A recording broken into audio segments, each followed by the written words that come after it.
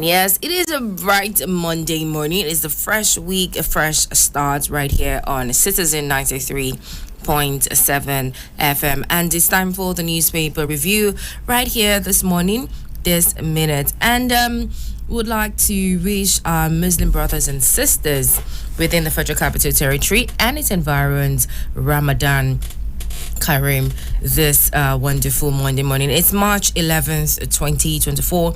As much as it is a Monday morning, it is also the start of the Muslim fast. My name is Shaun Smith, and joining me this morning is our in-house analyst, and who is also the Chief Operating Officer of Citizen 93.7 FM, and he is a seasoned journalist. Good morning, Mr. Salman Salami. Ramadan Mubarak to you. Thank you very much. Ramadan Mubarak to all our Muslim brothers and all the super citizen listeners.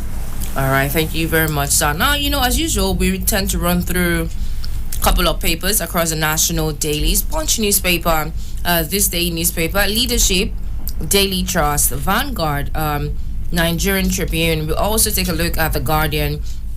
And if time permits us, would also take a look at The Nation newspaper this morning. As usual, we implore our super citizen listeners to please engage with us for the paper review so that we can have a robust conversation and an in-depth analysis of things that, we find across the national dailies this morning. Now to kickstart and also to start the newspaper review for today, we're taking a look at the Punch newspaper this morning. On the cover story, we can see that schools in 14 states, Federal Capital Territory risk attacks, says the federal government. It is the top story here. It says that schools in 14 states, FCT risk attacks, says federal government. And also, it says here that presidency denies budget padding allegations. Senate meets over claims Tuesday. Presidency denies budget padding allegations. Senate meets over claims Tuesday. And now when it comes to Japa, it says here that Nigeria lost 16,000 doctors in 5 years, says the minister.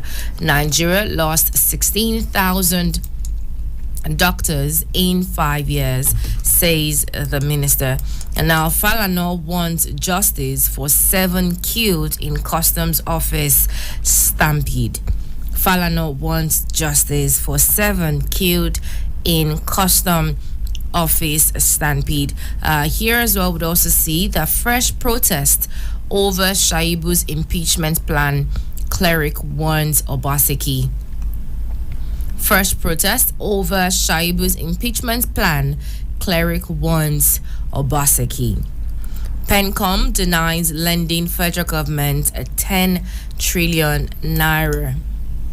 Pencom denies lending the federal government 10 trillion naira. And also on the top news as well, would see that only foreign borrowing can save naira, clears Central Bank of Nigeria's debt, says the EIU.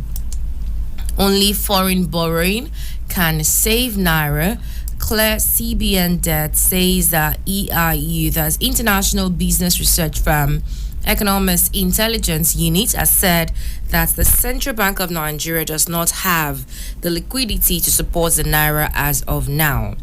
It stated this in its latest country report on Nigeria, which was published on Friday. Now, the CBN unified segment of the country's foreign exchange market on June 14, 2023, which resulted in a significant depreciation of the local currency. The naira weakened by 36.56% to 632.77 per dollar on the day the CBN unified the forex market from 463.38 per dollar at the official market. If you're obviously this catches your interest, you should get your hands on a copy of the Punch newspaper to get up to speed with the numbers and the statistics regarding this particular story. Just look out for the headline that reads, "Only foreign borrowing can save Naira, clear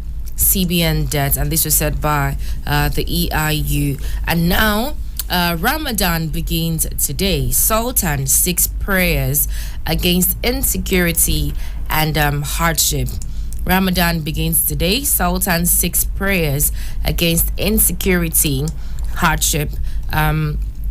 The Sultan of Sokoto, Sahad Abubakar, has declared today, Monday, March 11th, 2024, as the first day of the month of Ramadan. The Sultan, who is the spiritual leader of Muslims in Nigeria, said the declaration was based on the sighting of the moon in almost every part of the country earlier on Sunday, which is the 29th day of the month of Shaban, and thereby signifies tomorrow, 11th of March, that is today, as the first day of Ramadan, 1445. According to him, I quote, it says that we got the information from Muslim leaders across the country and we accept the sighting of the moon accordingly. This was said by the Sultan. He called on the entire Muslim community in the country to start a fast today in accordance with the teachings of Islam. And now moving on to the next story, it says that oil earnings rise by 450 billion naira in 2 months, says federal government. Oil earnings rise by 450 billion naira in 2 months, says the federal government. And here, Tinubu launches student loan Thursday. Foreign scholars seek inclusion. Tinubu launches student loan on Thursday. Foreign scholars seek inclusion. And that's that on the Punch newspaper. Let's take a quick deep into this day newspaper that says that presidency, we are not operating two versions of 2024 budget. The presidency has come forward to say we are not operating two versions of 2024 budget. On the top story of this day newspaper, we see a related story that says that Ramadan begins today. Sultan of Sokoto declares, as we've also seen on the Punch newspaper. But this comes with three riders that says that Atiku enjoins Nigerians to up charity. Second rider says Makinde calls for increased prayers, good neighborliness. Makinde calls for increased prayers, good neighborliness. And the third says Katsina purchases 10 billion naira grains for 2.1 million residents. Katsina purchases 10 billion naira grains for 2.1 million residents, and that you find on this day newspaper. And next here it says that NECA CPPE commend federal government suspension of $15,000 expatriate employment levy. NECA CPPE commend federal government suspension of 15,000 expatriate employment levy, and that is the Nigeria Employers Consultative Association and a Center for the Promotion of Private Enterprise have commended the federal government for putting on hold the implementation of the expatriate employment levy. The government recently announced $15,000 and $10,000 levy on companies employing expatriates as directors and staff, respectively. Now, this is a story you'd find on this day newspaper. Taking a look at more of the stories, federal government to contractors says accelerate work on Benin Ekwoma Lokoja Road or face contract revocation. FG to contractors accelerate work on Benin Ekwoma Lokoja Road or face contract revocation. Next year, it says that Dangiwa EFCC to set up housing fraud detection monitoring platform. Dangiwa EFCC to set up housing fraud detection and monitoring platform. And lastly, here you see that 26,715 Nigerians health workers currently in UK for greener pastures, says Union. 26,715 Nigerian elderly in UK for greener pastures, says UN. You'd find that on this day newspaper. Now, quickly taking a look at leadership newspaper, on the cover story, it says that alleged 3 trillion naira budget padding, public records contradict northern senators. Alleged 3 trillion naira budget padding, public records contradict northern senators. Also on the cover story, you'd find that federal government to patronize local contractors in road projects. Federal government to patronize local contractors in road projects. Now, looking at the latest headlines on Leadership newspaper, we see here that CSO calls for appointment of humanitarian minister. CSO calls for appointment of humanitarian minister. It says here that National Civil Society Council of Nigeria, NCSCN, has described as unfortunate the stampede which occurred during the distribution of subsidized rice in Lagos on February 23rd, 2024. And it said the incident would have been averted if a minister had been appointed to oversee the affairs of the Ministry of Humanitarian Affairs.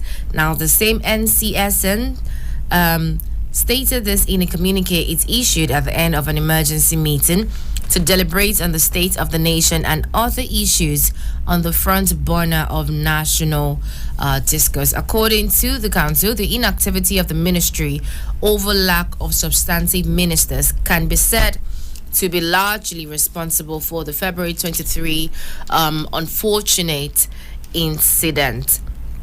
Another story you'd find on Leadership newspaper, the call for appointment of humanitarian minister by the CSO.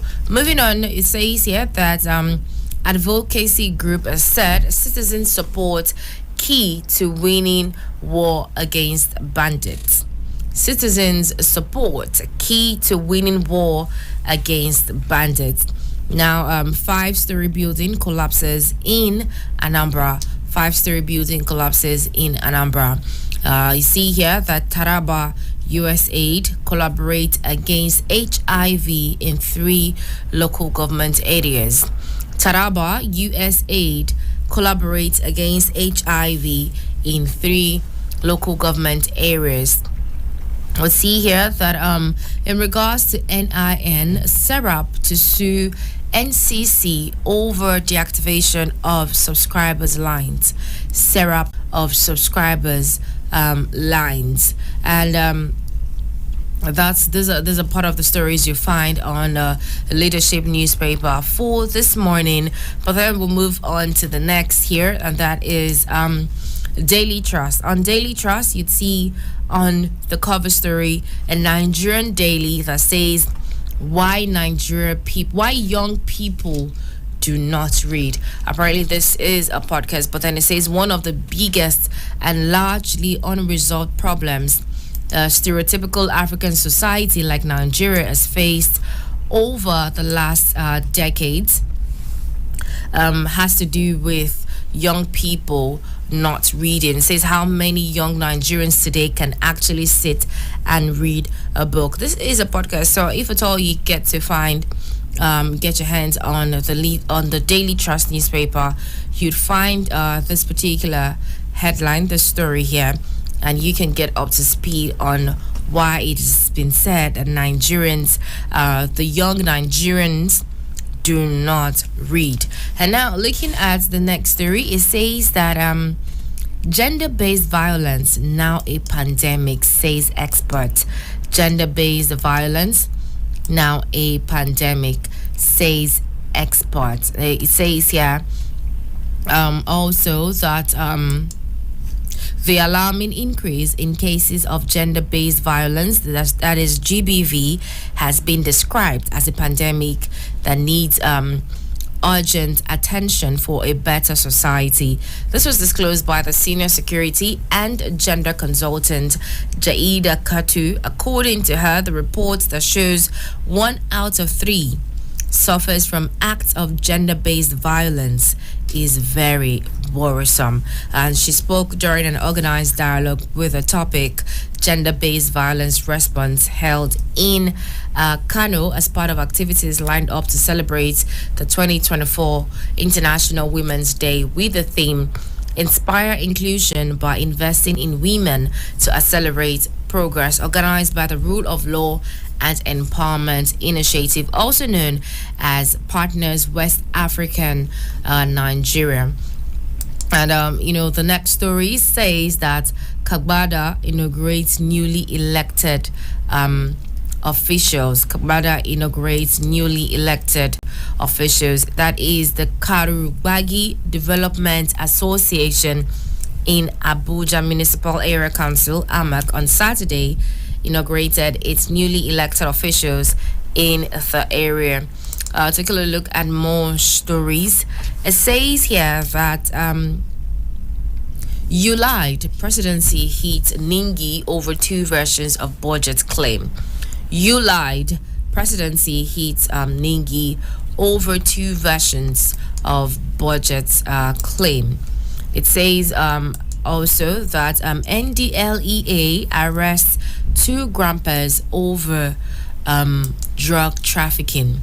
NDLEA, that is the National Drug Law Enforcement Agency in Borno State, have arrested a 70-year-old grandfather, Malam May Gemu Adam, and 65-year-old Yamama Musa for drug trafficking. Femi Babafemi, the Director, Media and Advocacy of NDLEA, said this on Sunday in a statement in Abuja. He said the suspects were arrested on Saturday, 9th March, along with 24-year-old Abubakar Yao and Babagana Abubakar Ali, 28, in Maiduguri and Gamburu Ngala, respectively, while 32,000 ampoules of tramadol injection were recovered from them. And this is a story you'd find on Daily Trust newspaper. But then lastly, let's also see that it says here that fire engulfs Kano electricity transmission station.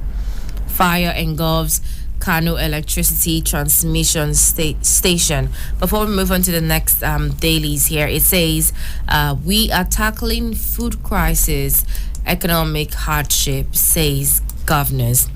We are tackling food crisis, economic hardship, says governors. Governors of the 36 states of the Federation say they have been introducing different strategies and measures to end the current economic hardship and food crisis in their state. In a report signed by its acting head of media, Halima Salilu Ahmed, the Nigeria Governors Forum said the governors were committed to ending the pain and suffering of citizens in the land. And I'm very sure that's good news to our super citizen listeners, with a note that governors of the 36 states within Nigeria says that they are tackling food crisis, economic hardship. Now, quickly taking a look at Vanguard newspaper, it says here that in regards to hunger, if federal government fails to secure farmers,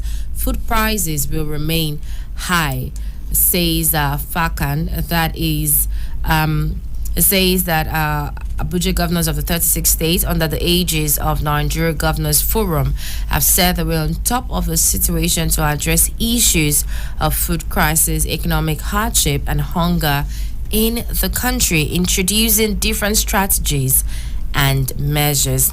And also, the governor said they are taking several proactive steps to counter the present food crisis as well as the inherent economic hardship.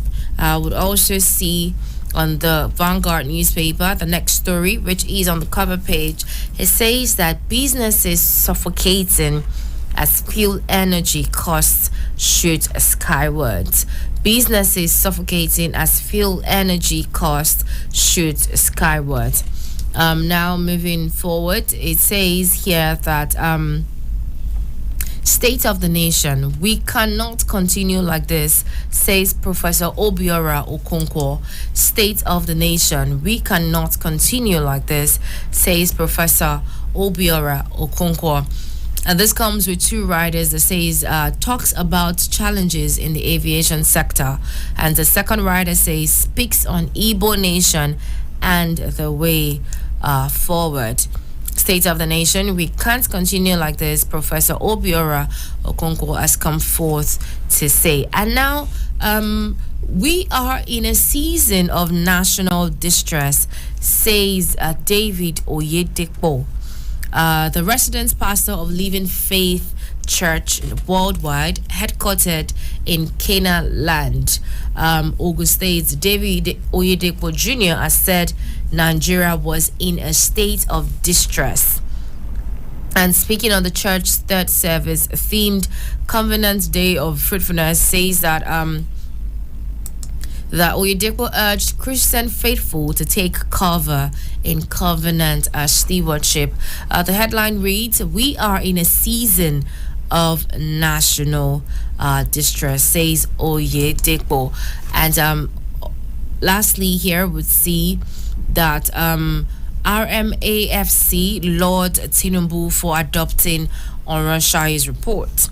RMAFC, that is the Revenue Mobilization Allocation and Fiscal Commission, has applauded President Bola Tinubu for adopting the Oronsaye Committee report recently approved by the Federal Executive Council as a way of curbing high cost of governance through the restructuring and rationalization of federal agencies, parastatals, and commission. That you'd find on the Vanguard newspaper. And now quickly, let's see what is happening on The Nation. And here it says on the cover page that presidency slams senator over budget padding claim. Bauchi Central Senator Abdul Ningi got hard knocks from the presidency yesterday after his claim that budget 2024 was padded with 3 trillion naira and screwed against the North. You'd find a story on The Nation newspaper here as well, which is a recurring story from across all the dailies. It says here that PENCOM did not give federal government 10 trillion naira loan. PENCOM did not give federal government 10 trillion naira loan. Here also it says CBN screens banks' financial report for infractions. CBN screens banks' financial report for infractions. And here as well, we'll see that Discos explains blackouts in Oyo, Ogun, Kwara, and others. Discos explains blackouts in Oyo, Ogun, Kwara, and others. Anchor borrower scheme empowers 40,000 farmers, says Abiodun. Anchor borrower scheme empowers 40,000 farmers, says Abiodun. And now in regards to TCN, Shiroro Katampe transmission line vandalized. Shiroro Katampe transmission line vandalized. It says that the Transmission Company of Nigeria yesterday said one of its critical facilities, the Shiroro Katampe 330 kV transmission line, had been vandalized. A statement by its General Manager for Public Affairs, Ndidi Mba, said the damage was the fifth within 2 months. The statement reads, at approximately 9 a.m. This morning on Sunday, the Shiroro Katampe transmission line experienced a trip. Following initial investigations, TCN engineers attempted to restore operation but were unsuccessful. To get more information, in case you live within that environment, now you understand why you do not have power for this day. And now it says here that government to remove buildings erected without requisite permit. Government to remove buildings erected without requisite permits. This actually reminds me of a video I saw over the weekend where certain buildings around Etiosa, a particular area in Etiosa in Lagos State, were actually being demolished by caterpillar, so to say, and now it's understandable why this might have happened. It says that government remove buildings erected without requisite permits. You might need to check the story out to be sure that maybe your buildings or your environment has not been listed, so you do not become homeless in this present time. And now, lastly, it says here that Tinubu's daughter seeks more women participation in politics. Tinubu's daughter seeks more women participation in politics. And now, before I head over and bring on our in-house analyst, I'd like to implore our citizen listeners to please join the conversation. Call in at the half-hour mark when we start the analysis, or at least run through some of the headlines. You can call in to join the conversation, or also call in to express your opinion and let us know what you think of that particular story. You can call in on 0903 2229 797. 0903 2229 797, or call us on 0818 222205. 0818 222205. You can also send us a message on WhatsApp telling us what you think of specific topics that we'll be looking at this morning with our in-house analyst. And with that, we'd like to go on a very quick break. At the half-hour mark, we'll be back here to kickstart the analysis of most of the stories, if not few.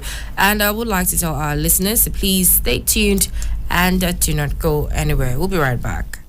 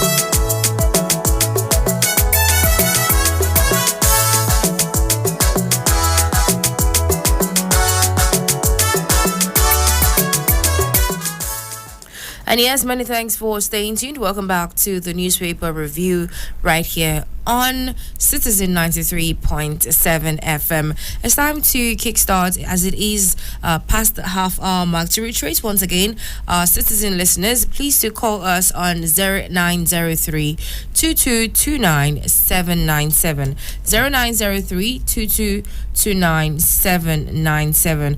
Call in, and when you do call in, please state your name, where you're calling from, and also stick to the topic of discussion this morning. Or you can also call in on 0818 2222205. 0818 2222205. And now, to kickstart this morning's analysis, I'd like to welcome our in-house analyst, Mr. Salami. Good morning, sir, once again. Very good morning to you, Sheung, the presenter, and our Super Citizen listeners. And once again, Ramadan Karim. Yes, Ramadan Karim to our listeners out there. And now would like to kickstart this morning's review with the cover story of the Punch newspaper that reads that schools in 14 states FCT risk attacks, says the federal government. And it says that against the backdrop of the resurgence of the mass abduction of pupils, the federal government has said schools in 14 states and the Federal Capital Territory, Abuja, are at risk of attacks by bandits and insurgents. The National Coordinator of Financing Safe Schools in Nigeria, Hajia Alima, confirmed to the Punch on Sunday that the data of at-risk schools had been collected for intervention. Now, Mr. Salami, what do you make of this? What is your own thought on this particular story? Yes, once again, let me specially congratulate our Muslim brothers for witnessing the beginning of this Ramadan. Once again, Ramadan Karim.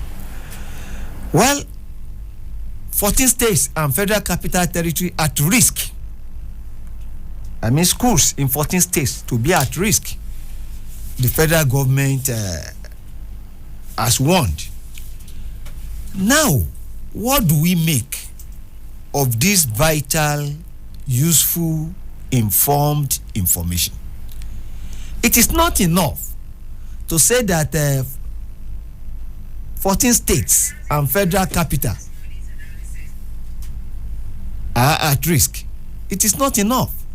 What do we make of this information?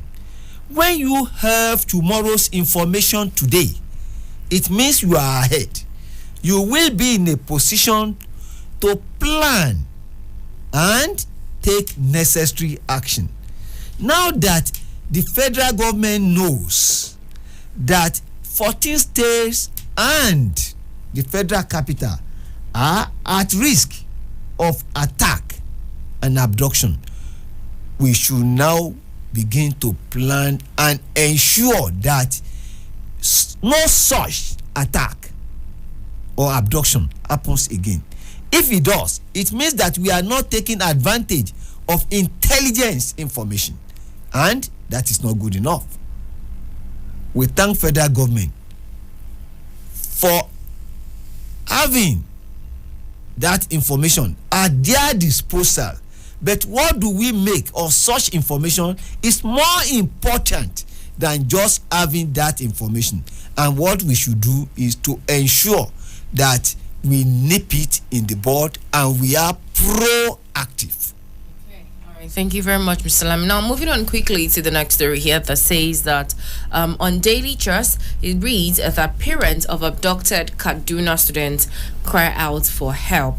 The parents of some of the 285 students abducted by bandits on Thursday from the LEA Primary and Junior Secondary School, Kuriga, Chikom local government area of Kaduna State have cried out for help. Apparently, the distraught parents appealed to the federal government and the Kaduna State government to assist in securing the release of their children. Now, Mrs. Salami, here's your opinion on this.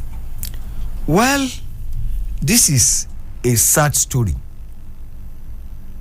It's agonizing. It is not heartwarming at all.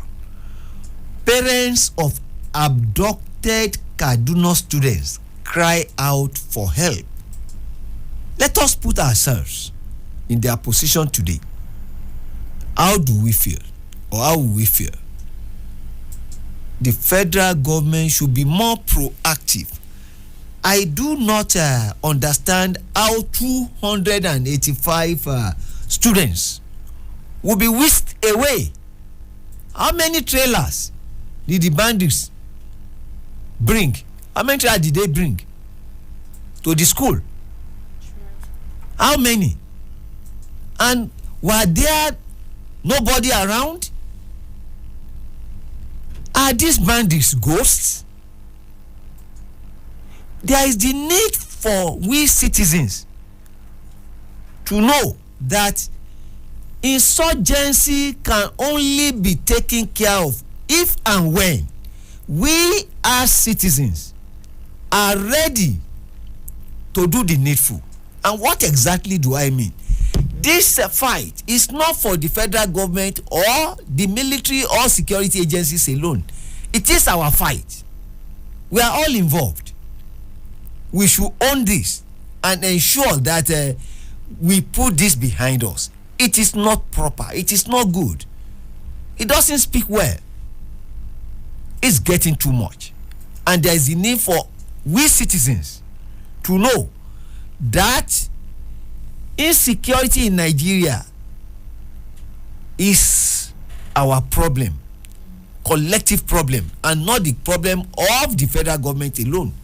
Neither is it the problem of security agencies. Together, we can nip this in the bud. All right. Thank you very much, Mr. Salami. Now, if we're talking about this being our fight, remember when the stampede occurred during at the customs, where the people were trying to purchase bags of rice at discounted rate. Now, Falana wants justice for 7 killed in customs office stampede. This you'd find on the Punch newspaper. Mr. Falana is an activist and human rights lawyer, a senior advocate of Nigeria as well, and he has demanded that the Nigerian Customs Service should compensate the families of 7 persons who died in a stampede that ensued during the sale of low-cost rice at the customs office in Lagos. And in the same vein, would see that CSO calls for appointment of humanitarian minister, and he said that It said that the incident would have been averted if a minister had been appointed to oversee the affairs of the Ministry of Humanitarian Affairs. That is, the stampede that occurred could have been averted. In your opinion, Mr. Salami, what do you make of this? Well, Mr. Femi Falana is one lawyer that Nigerians should be proud of. Just like Ganifa Wemi, he is the conscience of the nation. I mean Femi Falana too. He is the conscience of the nation. We need people like that. We need more of Femi Falanas. Just like we heard in the past, Ganifa Wemi, Beko Ransom Kuti, Babo Mojola, late Ubani, and so many others. We need them to put the government on their toes. To start with, how come that there was stampede? And this is not the first time. When Abu Amoro, who is now a senator, was a minister, we heard such thing. This is a sad commentary. It is so sad that we keep on losing our people, losing lives. Why in the name of God should 7 people lose their lives because they wanted to buy rice? Why? We thought that the custom should have put in place a system by which people could buy the rice without stampede. This is not good for this country. This is unacceptable. This should not happen again. we should not continue like a demented hen to be losing lives just like that. It is not acceptable, and it could have been avoided. It is avoidable. Let the government, both at the federal and the state, prioritize life. We cannot bring these people back to life. That is the saddest aspect of it. And this should be avoided. Okay, thank you very much, Mr. Salami, once again for your opinion on that particular topic. Now, talking about things that can be avoided, the governors of the 36 states of the Federation says that we are tackling food crisis, economic hardship. This story you'd find on Daily Trust newspaper, and they said that they have been introducing different strategies and measures to end the current economic hardship and food crisis in their states. That is the governors of the 36 states of the Federation. And now over to you, Mr. Salami. Well, I think this is a cheering news. Cheering news in the sense that we have been saying it, that the attention should not be on the federal government alone. The state government and indeed the local government too should be involved in this fight against insecurity, food crisis, economic hardship, and hunger.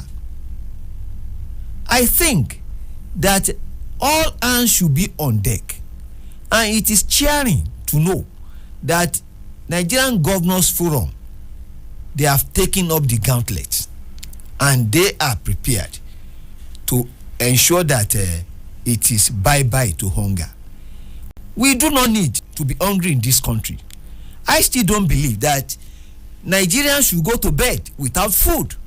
It is not right, because God has blessed this country. There is no part of Nigeria, there is no state in this country that you won't find arable land. Let's go back to the soil. Our forefathers did it in the past. There was cocoa abundant. Cocoa was in abundance in the southwest. Ditto granite in the north, and the palm produce in the east. In actual fact, it was from the proceeds of cocoa that the government of Obafemi Awolowo built the cocoa house in Ibadan that time. So many infrastructures were put in place by Sir Ahmadu Bello, the Sardauna of Sokoto, and he was able to do this from the money gotten from granite. In actual fact, there was granite pyramid in Kano that time. Ditto Okpara in the southeast. It was possible. The future belongs to the soil. The future and prosperity of this country lies in our people going back to the soil. Let us prioritize agric. We can feed ourselves. And of course, if a country is unable to feed ourselves, then that country is doomed. Food first. Let us prioritize food. Let's have food security. It is doable. We can do it if there is the will to do it. All right, thank you very much, Mr. Salami. And now there's this particular story here on the Punch newspaper that says Japa, Nigerian lost 16,000 doctors in 5 years, says the minister. Nigeria lost 16,000 doctors in 5 years, says the minister. The federal government on Sunday disclosed that 55,000 licensed doctors are in the country to attend to the growing population of patients following the exodus of health professionals to hospitals and health facilities abroad. And it said that in the last 5 years, the country lost about 15,000 to 16,000 doctors to the Japa syndrome, while about 17,000 had been transferred. And now, Mr. Salami, what do you make of this particular story? Why would they not leave the country? Why? They are in search of greener pasture. And the point we have been making is this: the government should prioritize welfare of the people and protection of lives and property. We do not have enough health workers, yet the few we have are leaving the country in droves. Why? Because the environment is not conducive enough. It's not rewarding. They are looking for greener pastures. But there is the aspect of being patriotic about it. Everything does not boil down to money. Money cannot be everything. We know that they need to be well taken care of.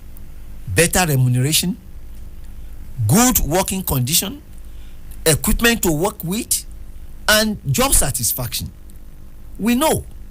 But even at that, we should be patriotic enough to know that we hold this country a duty.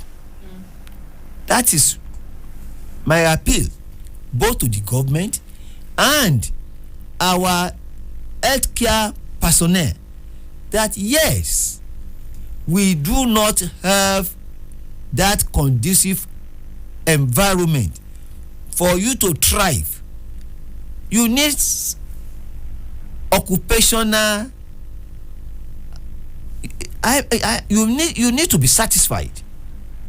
You need satisfaction. You need equipment to work with. You need a conducive atmosphere to work with. Yes, I believe you do. But let us hope and believe that the government is listening and hearing our appeal. And please, let's be patient too and believe in this country. Nobody can fix this country except we Nigerians. Nobody will come here and fix this country. And where you are going to, if the citizens there, the nationals, if they didn't fix their country, will it be attractive to you? Let the government do the needful. We have been crying and crying loud that there is a need for Nigerians to be patriotic, but then you don't demand patriotism, you earn it. Okay, thank you very much. So now moving to the next story here that says Ramadan begins today. Sultan of Sokoto declares. The Sultan of Sokoto and President of the Supreme Council for Islamic Affairs, Mohammed Sahad Abubakar, yesterday said the crescent for the commencement of the Ramadan fasting had been sighted. And now he said in a broadcast last night that Muslims in the country should commence fasting today, March 11th. Now, Mr. Salami, over to you. But before I hand the mic over to you, I'd like to say once again, Ramadan Kareem to you. Well, we thank God, Ramadan Kareem, to all our Muslim brothers. And this is the only month we've been waiting for, the month of Ramadan. And our leader, the Sultan of Sokoto, who is the spiritual leader of all the Muslims in Nigeria, in a broadcast yesterday in the night, said that the moon was sighted both in Saudi Arabia and here in Nigeria, and it marks the beginning of the holy month, the first day of Ramadan. What does it portend? What is the essence? The essence is taqwa, the fear of Allah, the remembrance of Allah, doing good, not to kidnapping, not to abduction, not to criminality. Let us have the taqwa or the fear of Allah and the love of our fellow human being. How will you go and kidnap pupils? If they were your own children, will you kidnap them? Tell me how. We will kidnap for ransom. It is because we do not fear Almighty Allah. Let us live by example. It is not enough to say we are Muslims and we are fasting. Denial or denying ourselves of food is not enough. That you are not taking food does not in itself and by itself amount to fasting. That is not the essence. It is part of it, yes, but it's more than that. The totality of abstinence from food is part of it, but more than it, we should preach peace. We should feed the poor. We should show love to our fellow human beings, and above all, we should submit totally to the will of Almighty Allah while fearing God. Let us fear God. Let us fear Allah.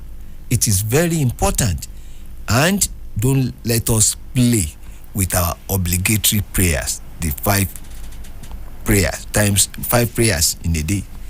When we do this, God will heal our land and Nigeria will be prosperous. Amen. Thank you very much, Mr. Salami, for that. And now, with little or no time left, let's take a look at the final story here, and it's in regards to gender-based violence. It says here that an expert has come forward to say that gender-based violence now a pandemic. The alarming increase in cases of GBV has been described as a pandemic that needs urgent. Applying our brain, putting brain in gear before we do things. And I want to believe that violence in whatever form is not acceptable. It's not the way to go. We should prioritize love. We should love ourselves. And with this, we'll have a better society.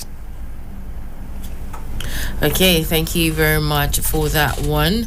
Like Mr. Salami has said, that we should prioritize ourselves, and also it's not just the women who are, experiencing the violence, but men as well. They say that men do not like to express themselves, or they don't like to show emotions, and that's why it's feeling like it's just the women that are all out there. But with that, would bring this morning's newspaper review to a close. Would implore our listeners to please join us in time, same station, tomorrow and for the rest of the week as well. And also thank you very much to our super citizen listeners for being a part of this morning's newspaper review, and also to Mr. Salami, thank you very much for giving us ample analysis of the stories. Once again, to everyone listening, our Muslim brothers and sisters within the Federal Capital Territory and its environs, Ramadan Karim. My name is Sean Smith. I do hope we have a very lovely day as the day continues. Thank you very much once again, sir. Ramadan Mubarak to our Muslim brothers. All right. Have a wonderful day.